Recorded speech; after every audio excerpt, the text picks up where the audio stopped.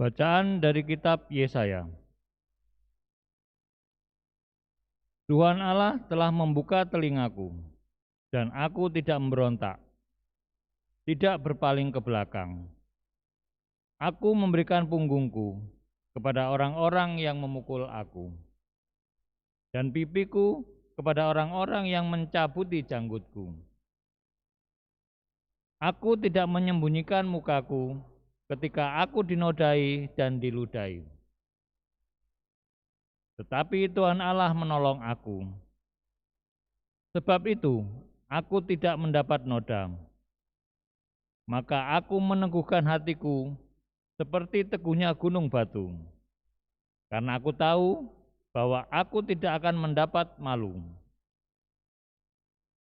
Dia yang menyatakan aku benar telah dekat. Siapakah yang berani berbantah dengan aku? Marilah kita tampil bersama-sama. Siapakah lawanku berperkara? Biarlah ia mendekat kepadaku. Sungguh, Tuhan Allah menolong aku. Siapakah yang berani menyatakan aku bersalah? Demikianlah sabda Tuhan. Syukur kepada Allah.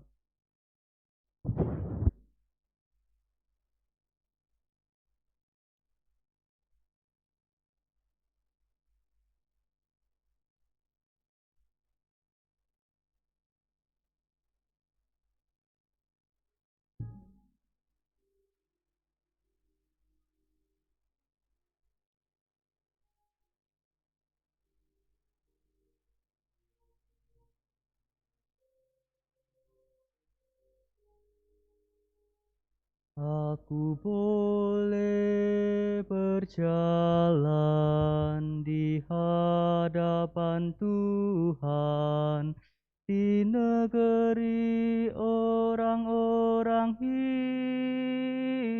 hidup. Aku boleh berjalan di hadapan Tuhan di negeri orang-orang hidup. Aku mengasihi Tuhan, sebab Ia mendengarkan suara permohonanku. Sebab Ia menyendengkan telinganya kepadaku. Maka seumur hidup aku akan berseru kepadanya.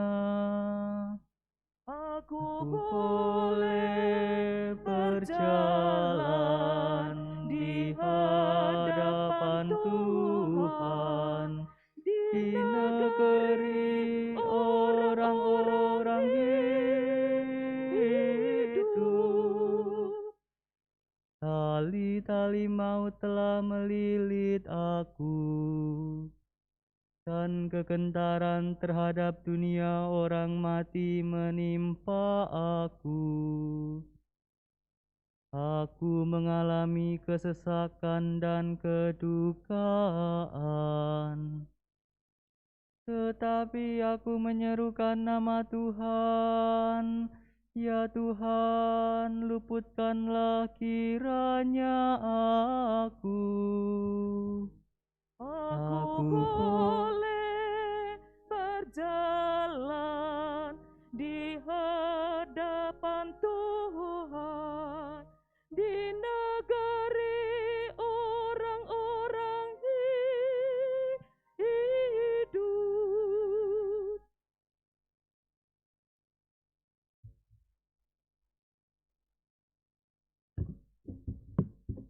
Bacaan dari surat Rasul Yakobus.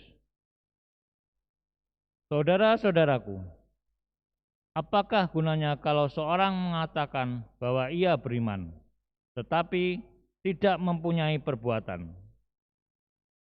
Dapatkah iman itu menyelamatkan dia? Misalnya saja, Seorang saudara atau saudari tidak mempunyai pakaian dan kekurangan makanan sehari-hari. Kalau seorang dari antara kamu berkata kepadanya, "Selamat jalan," kenakanlah kain panas dan makanlah sampai kenyang. Tetapi ia tidak memberikan kepadanya apa yang diperlukan tubuhnya. Apakah gunanya itu? Demikian pula halnya dengan iman. Jika iman tidak disertai perbuatan, maka iman itu pada hakikatnya mati. Tetapi mungkin ada orang berkata, "Padamu ada iman dan padaku ada perbuatan." Aku akan menjawab dia, "Tunjukkanlah kepadaku imanmu itu tanpa perbuatan, dan aku akan menunjukkan kepadamu imanku dari perbuatan-perbuatanku." Demikianlah sabda Tuhan. Syukur kepada Allah.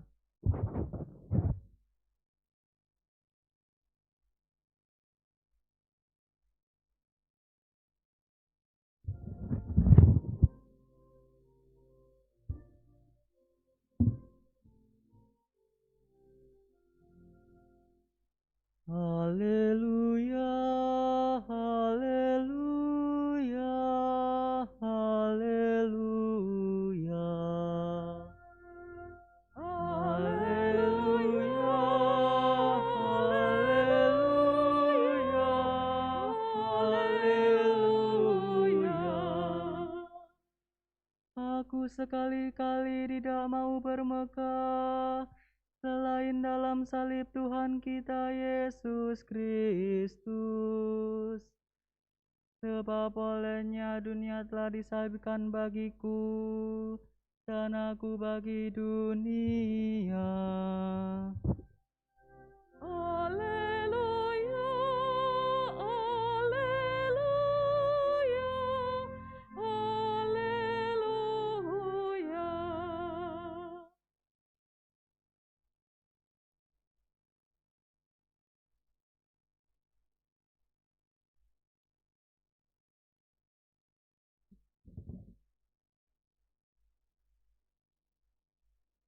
Tuhan bersamamu. Dan bersama rohmu. Inilah Injil suci menurut Markus. Dimuliakanlah Tuhan. Pada suatu hari Yesus bersama murid-muridnya pergi ke kampung-kampung di sekitar Kaisarea Filipi. Di tengah jalan Yesus bertanya kepada murid-muridnya, "Kata orang, siapakah aku ini?" Para murid menjawab, "Ada yang mengatakan Yohanes Pembaptis, ada juga yang mengatakan Elia, ada pula yang mengatakan seorang dari para nabi." Yesus bertanya lagi kepada mereka, "Tetapi menurut kamu, siapakah aku ini?" Maka Petrus menjawab, "Engkau adalah Mesias." Lalu Yesus melarang mereka dengan keras supaya jangan memberitahukan kepada siapapun tentang Dia. Kemudian mulailah Yesus mengajarkan kepada mereka bahwa Anak Manusia harus menanggung banyak penderitaan. Ia akan ditolak oleh tua-tua, oleh imam-imam kepala dan ahli Taurat, lalu dibunuh dan bangkit sesudah 3 hari. Hal ini dikatakannya dengan terus terang. Tetapi Petrus menarik Yesus ke samping dan menegurnya. Lalu berpalinglah Yesus dan sambil memandang murid-muridnya, ia memarahi Petrus, katanya, "Enyahlah iblis. Sebab engkau bukan memikirkan apa yang dipikirkan Allah, melainkan apa yang dipikirkan manusia." Lalu Yesus memanggil orang banyak dan murid-muridnya dan berkata kepada mereka, "Setiap orang yang mau mengikuti aku harus menyangkal diri, memikul salibnya dan mengikut aku. Karena barang siapa mau menyelamatkan nyawanya, ia akan kehilangan nyawanya. Tetapi barang siapa kehilangan nyawanya karena aku dan karena Injil, ia akan menyelamatkannya. Demikianlah sabda Tuhan. Terpujilah Kristus.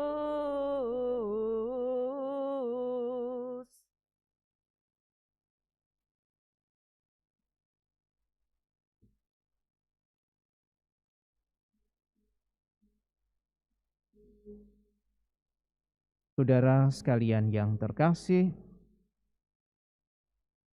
bacaan Injil yang kita dengarkan hari ini adalah sebuah perikop yang amat penting di dalam Injil Markus. Karena perikop ini menunjukkan kepada kita bagaimana para murid setelah mengikuti Yesus beberapa saat memiliki gambaran, mungkin juga harapan tentang siapa Yesus di dalam hidup mereka. Ketika Yesus bertanya, kata orang, siapakah aku ini? Mereka menjawab sebagaimana orang katakan. Dan sebagian besar orang menganggap Yesus sebagai nabi. Bahkan salah seorang dari nabi besar. Tetapi jawaban itu adalah jawaban umum yang dimiliki oleh banyak orang yang sampai hari itu mendengar, melihat, dan mungkin juga mengikuti Yesus karena tertarik kepadanya.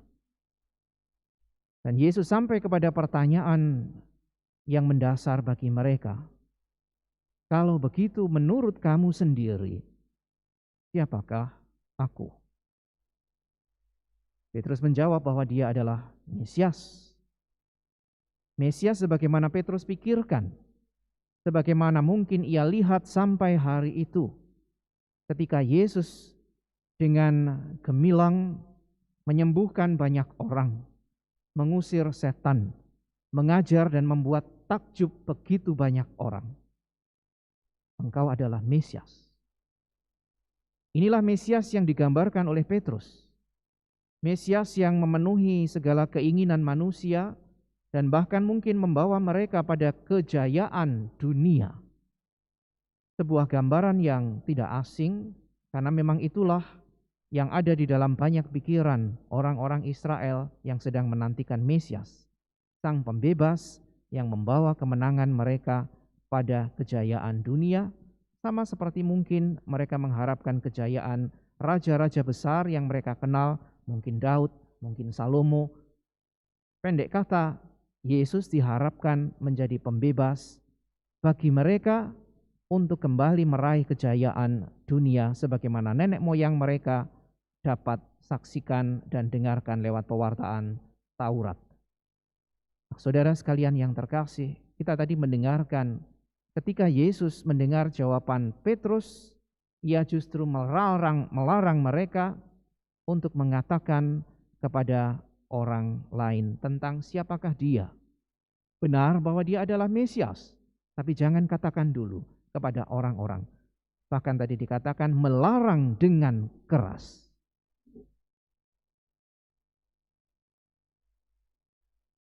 Sebuah pernyataan yang tampaknya janggal. Sebuah jawaban benar, tetapi justru oleh Yesus tidak diperbolehkan untuk dikatakan kepada banyak orang. Pasti ada alasannya. Dan alasannya tampak di dalam jawaban Petrus kemudian setelah Yesus mengajarkan bahwa Sang Mesias, atau Yesus kemudian memakai istilah lain anak manusia, harus menanggung banyak penderitaan. Sebutan anak manusia adalah sebutan yang ada di dalam baik kitab misalnya Yehezkiel, yang menggambarkan sebagai seorang sosok yang menderita, memberikan diri dan memberikan seluruh hidup di dalam pengorbanan. Sebagaimana tadi misalnya kita juga mendapatkan gambaran yang sama di dalam kitab Yesaya yang kita dengarkan di dalam bacaan pertama. Seorang hamba yang tidak berpaling ke belakang, tetapi memberikan bahkan punggung kepada mereka yang memukul atau pipi kepada yang mencabuti janggut. Bahkan tidak memalingkan muka ketika dinodai dan diludahi. Tetapi anak manusia adalah juga gambaran yang di dalam kitab Daniel dilukiskan akan datang di dalam kemuliaan. Pendek kata, dengan mengatakan dirinya sebagai anak manusia, Yesus mau menunjukkan kepada para muridnya bahwa Sang Mesias adalah bukan hanya soal Mesias yang jaya setelah kebangkitan, tetapi sebelumnya ia harus menderita, mengorbankan diri dan bahkan mati di atas kayu salib. Dan persis di titik itulah para murid dan Petrus tidak memahaminya. Maka Yesus melarang mereka dengan keras supaya jangan memberitahukan kepada siapapun sampai mereka mengerti seutuhnya tentang apa makna seorang Mesias yang sedang dihadirkan oleh Yesus. Bahkan Yesus tadi berhadapan dengan jawaban Petrus yang melarangnya untuk menderita, mengatakan, "Enyahlah iblis." Saudara sekalian yang terkasih, gambaran ini menjadi gambaran yang sungguh nyata bagi kita bahwa mengenal Kristus seutuhnya adalah sebuah proses dan perjalanan panjang di dalam kehidupan seorang murid. Para murid yang sampai hari itu mengikuti Yesus ternyata belum sepenuhnya mengerti, belum seutuhnya memahami bahwa sungguh Yesus yang hadir sebagai Mesias adalah Mesias yang total memberikan diri, melayani, bahkan mengorbankan nyawa di atas kayu salib untuk kemudian bangkit sebagai tebusan bagi banyak orang. Maka bagi kita sebagai para murid di zaman sekarang, renungan membawa kita juga kepada misteri salib yang dihadirkan bagi kita demi keselamatan kita. Betapa sebetulnya ketika kita berhadapan dengan salib Kristus, kita sedang berhadapan dengan sebuah campur tangan Allah yang demikian besar untuk memberikan kasih-Nya kepada kita agar kita sungguh dibebaskan dari dosa. Di atas salib, lewat kematian dan kemudian kebangkitannya, Yesus sungguh mengalahkan kematian sekali untuk selama-lamanya. Ia mematahkan belenggu dosa dan memberikan kemerdekaan kepada kita sebagai anak-anak Allah, sebagai saudara-saudarinya sendiri, sebagai murid-muridnya. Betapa dalam misteri ini sebagai orang Kristiani, kalau sungguh kita mau berhadapan dengan misteri salib, misteri campur tangan Allah di dalam kehidupan kita manusia. Saudara sekalian yang terkasih, maka tadi Yesus mengatakan kepada para murid, kalau orang mau mengikuti aku, ia harus menyangkal diri, memikul salib, dan mengikuti aku. Karena siapapun yang mau memikirkan dirinya sendiri, dengan istilah tadi menyelamatkan nyawanya, akan kehilangan nyawa. Tetapi siapa yang kehilangan nyawa karena aku dan karena Injil, itu artinya orang yang berani berbagi keselamatan yang sudah diterimanya dari Kristus kepada orang lain, maka ia akan menyelamatkannya. Sebuah ajakan yang tentu saja bagi kita menjadi ajakan konkret di tengah situasi penderitaan dunia yang hari ini masih kita alami dalam wujud pandemi ini. Kesediaan menjadi seorang murid mengikuti Yesus dengan memikul salib bukan soal abstrak yang hanya bisa kita pikirkan di dalam kepala kita. Tetapi ini adalah sebuah hal nyata yang diistilahkan oleh Santo Yakobus juga tadi di dalam bacaan yang kedua. Di dalam perbuatan nyata yang bisa kita lakukan untuk menyelamatkan dunia. Sebuah istilah yang mungkin terlalu besar untuk didengarkan. Tetapi amat sederhana untuk kita lakukan di tengah situasi pandemi ini. Bagaimana? Sederhana saja. Kalau sampai hari ini misalnya, kepada kita selalu diminta untuk mengenakan masker, marilah kita berpikir bahwa pertama-tama itu bukan untuk menyelamatkan diri kita sendiri. Itu adalah sebuah ajakan untuk bersolidaritas dengan seluruh dunia di dalam usaha menghentikan pandemi ini. Bukan dengan berpikir bahwa kalau saya memakai masker, maka saya tidak ketularan. Itu nanti di tempat kedua.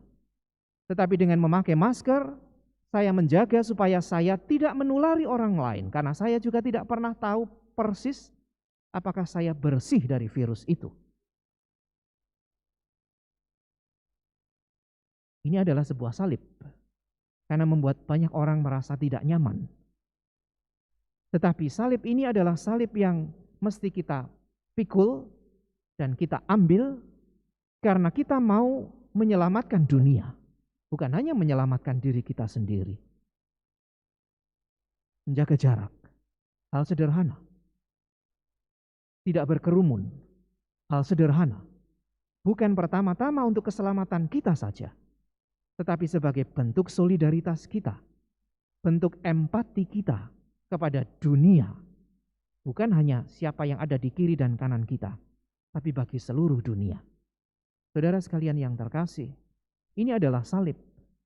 Ini adalah bentuk ketidaknyamanan, tetapi yang mutlak di hari-hari ini kita lakukan, karena itu menjadi sebuah bentuk keterlibatan sederhana kita untuk menyelamatkan dunia. Mengikuti anjuran untuk segera mendapatkan vaksin kalau kesempatan itu ada. Ini adalah sebuah usaha untuk memikul salib juga. Karena banyak orang mungkin berpikir apa gunanya divaksin. Saya takut jarum dan seterusnya. Ketika kita berpikir hanya untuk keselamatan diri kita sendiri, kerap kali lalu mungkin kita mencari aman kita sendiri. Tetapi kita diajak untuk melihat kepentingan yang jauh lebih besar, yaitu keselamatan seluruh dunia. Dan ini bisa hanya dicapai kalau semua orang, termasuk kita masing-masing, mau memberikan diri kita sebagai salah satu bagian di dalam usaha untuk menghentikan pandemi ini. Saudara sekalian yang terkasih, ini adalah sebuah contoh sederhana bagaimana kita bisa memikul salib. Masih tentu saja ada banyak contoh-contoh lain yang jauh lebih besar yang bisa kita lakukan. Tetapi mari kita mulai dari hal-hal kecil dan sederhana yang bisa kita mulai di tengah situasi seperti ini. Pakailah masker, jagalah jarak, tidak perlu berkerumun, dan hindari kegiatan-kegiatan yang mungkin tidak amat perlu. Kita boleh beraktivitas, kita boleh senantiasa bekerja, kita boleh melakukan apa saja, asal dengan cara-cara yang terukur, bukan hanya demi keselamatan kita, tetapi lebih-lebih bagi keselamatan seluruh dunia. Hanya dengan demikian, saudara sekalian yang terkasih, mudah-mudahan lalu jati diri kita sebagai seorang murid Kristus menjadi semakin nyata. Bukan di dalam situasi yang aman atau di dalam situasi yang tenang-tenang saja, tetapi justru di dalam situasi pandemi yang masih senantiasa setiap hari memberikan mungkin kekhawatiran dan ketakutan bagi banyak orang. Di sanalah jati diri kita sebagai seorang murid Kristus yang mau memberikan diri seperti Kristus yang memberikan diri bagi kita menjadi nyata. Kita diajak untuk bersinergi, untuk bekerja sama di dalam memikul kelemahan kita, kelemahan manusiawi kita yang pada hakikatnya adalah amat rapuh di tengah situasi kemanusiaan ini. Kita yang rapuh ini diajak untuk bersama-sama memikul salib, dan dengan kebersamaan itu semoga kita pun mampu menyelamatkan bukan hanya diri kita, tetapi menyelamatkan dunia dengan cara yang sederhana tetapi sungguh nyata ini. Semoga saudara sekalian yang terkasih, apa yang ditanyakan oleh Yesus kepada Petrus akhirnya juga menjadi pertanyaan bagi kita. Siapakah Yesus bagiku sendiri? Kalau ia adalah sang penyelamat dunia, maka aku sebagai muridnya diajak juga untuk turut ambil bagian di dalam usaha Kristus untuk menyelamatkan dunia. Bukan dengan cara-cara yang besar, yang kerap kali hanya bisa kita pikirkan, tetapi dengan cara sederhana, konkret, nyata, yang bisa kita lakukan, karena memang kita mampu melakukannya.